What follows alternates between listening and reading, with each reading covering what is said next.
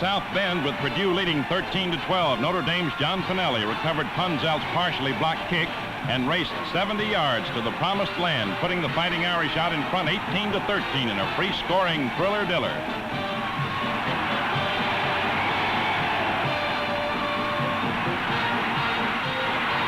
Leading 21-13, Notre Dame's quarterback, Frank Perpuka, faded back and flipped a 14-yard pass to Bill Gay, but the Irish drive stalled. In the closing minutes of play, Zimajewski of Notre Dame stole Bob DeMoss's pass for another Irish touchdown. With the final seconds ticking off and trailing 28-20, the Boilermakers of Purdue fought on desperately, picking up 35 yards on a pass interference ruling, which set them up in dangerous scoring position. Purdue scored, but Notre Dame won 28-27.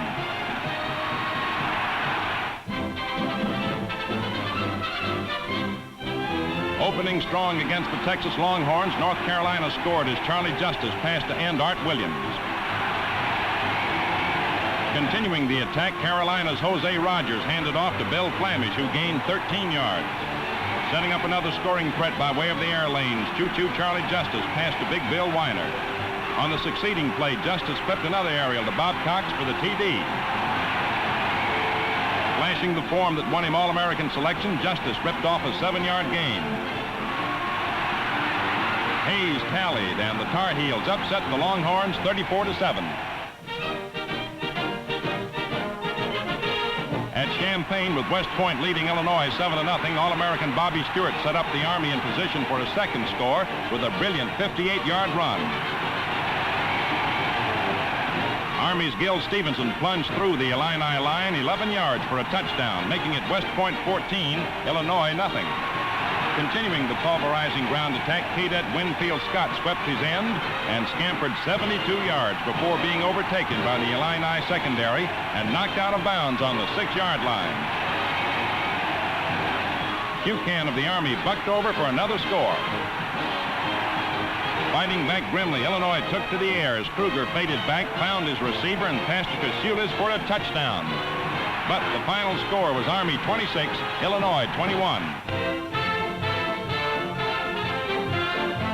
At Franklin Field, Philadelphia, Rogel of Penn State hit the line, pivoted off a Penn tackler, and sprinted 44 yards for Penn State's first touchdown in the battle between the traditional rivals. With the Penn line opening up a sizable hole, Bagnell went through right guard, cut to his left, and galloped 25 yards before being forced out of bounds. Pressing the attack, Bagnell tossed an aerial to Carmen Falcone, who was tackled inches short of a touchdown. And then the Pennsylvania thrust failed. Slashing back, Penn State took to the air as Petchel passed to Tamburo, who picked up 52 yards before being nailed by Penn's All-American Chuck Bednarik. On the final play of the game, Penn State scored when Petchel passed to Rogel, who made a terrific catch in the end zone. Watching, final score, Penn State 13, Penn nothing.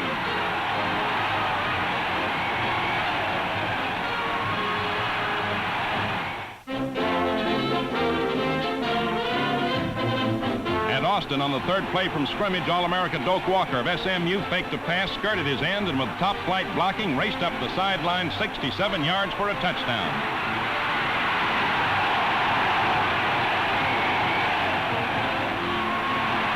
With Texas on the offensive now, Campbell faded back to pass, couldn't find a receiver, and ran the ball back up the alley for 15 yards. Pressing a ground attack, Campbell pitched out to Borneman, who drove through center for 7 yards. And then on the next play, Borneman climaxed a 68-yard drive to score for Texas. SMU displayed razzle-dazzle ball handling as Roberts picked up 6 yards around right end on a double reverse. Completing a scoring drive, Walker passed to Blakely, who lateraled a rope for the TD, and SMU won 21-6.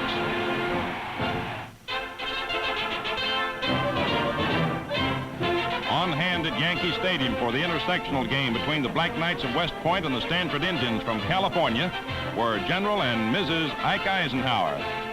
Here, too, is General Maxwell Taylor, superintendent of the Academy, with Mrs. Taylor. The future generals took the field in quest of their 7th consecutive victory this season. With overwhelming power, Army opened up the red-shirted line of Stanford for Gil Stevenson, who galloped 45 yards to the Indians' 10-yard line.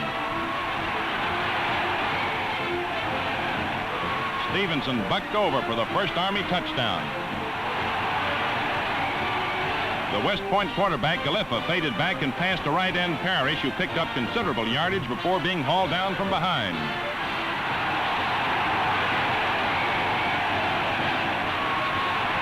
On another pass attempt, Galiffa let fly a long heave into the end zone, but overshot his intended receiver, much to the dismay of the Army mule. Again taking to the airwaves, Galiffa tossed to Bobby Jack Stewart, who gained 17 yards. On a reverse, Stewart skirted his left end for another touchdown as West Point crushed Stanford.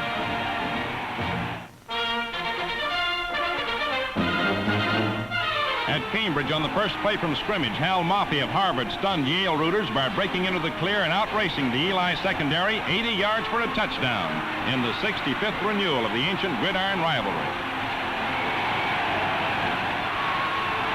Fighting back valiantly, Yale picked up 10 yards on a pass from Tex First to John Satir.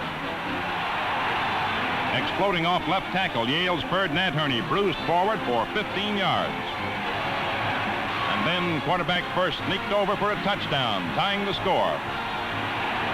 Putting on the pressure, Noonan of Harvard faded back under excellent protection and passed to Fiorentino, who outjumped the Yale secondary to snare the ball for a 29-yard gain. Continuing the downfield march, Roach ripped off 36 yards for Harvard on a sweep inside his right end, putting the ball on the Eli 3-yard stripe. Harvard won 20-7 as Captain O'Donnell racked up the final tally.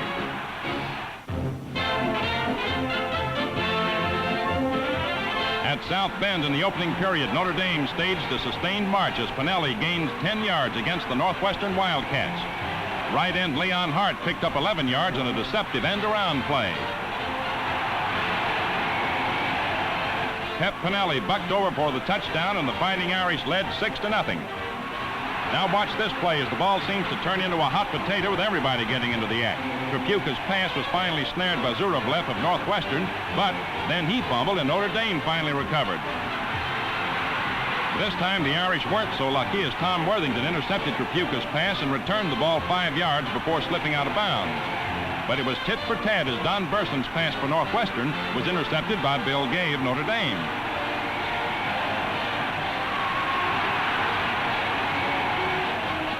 As the third period ended, Tripucka again faded back and shot an aerial, which was intercepted by Murakowski of Northwestern on his own 8-yard line. On a brilliant run back of 92 yards, Murakowski scored a touchdown and put the Wildcats out in front 7-6.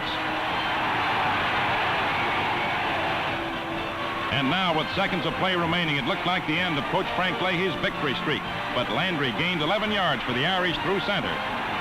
And then Bill Gay smashed over a moment later to score, and Notre Dame won 12-7.